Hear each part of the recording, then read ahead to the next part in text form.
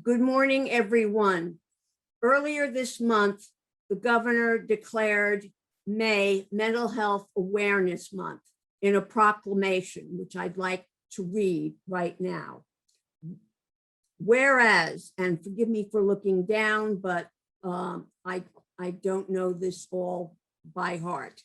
Whereas mental health includes our emotional, psychological, and social well-being. It affects how we think, feel, and act.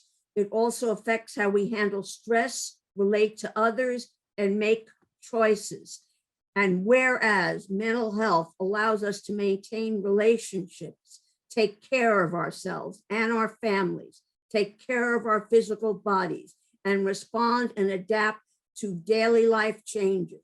And whereas 1 in 5 adolescents have had a serious mental health disorder at some point in their life, and whereas 50% of all mental health disorders begin by age 14, and 75% of all mental health disorders begin by the mid-20s, and whereas suicide is the second leading cause of death amongst people aged 10 to 34, and the 10th leading cause of death in the United States.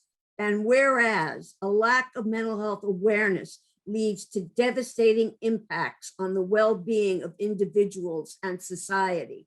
And whereas the COVID-19 pandemic has significantly contributed to declining levels of mental health in children, teens, and adults in the state of Massachusetts. And whereas evidence-based mental and behavioral health training teaches adults how to recognize signs and symptoms of mental health and substance use problems in youth and provides adults with skills to use a 5-step action plan to help a youth who may be facing a mental health problem or crisis, such as suicide. And whereas teen mental health first aid trainings are proven to reduce stigma and teach students to help their friends who may be facing a mental health problem or crisis, such as suicide.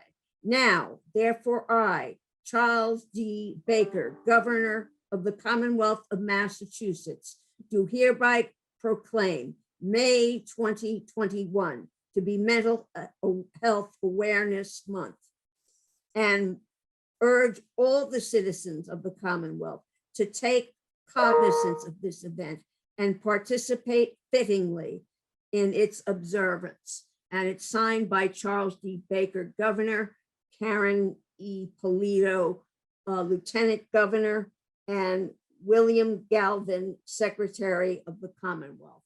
Thank you. And without further ado, the rest of the program.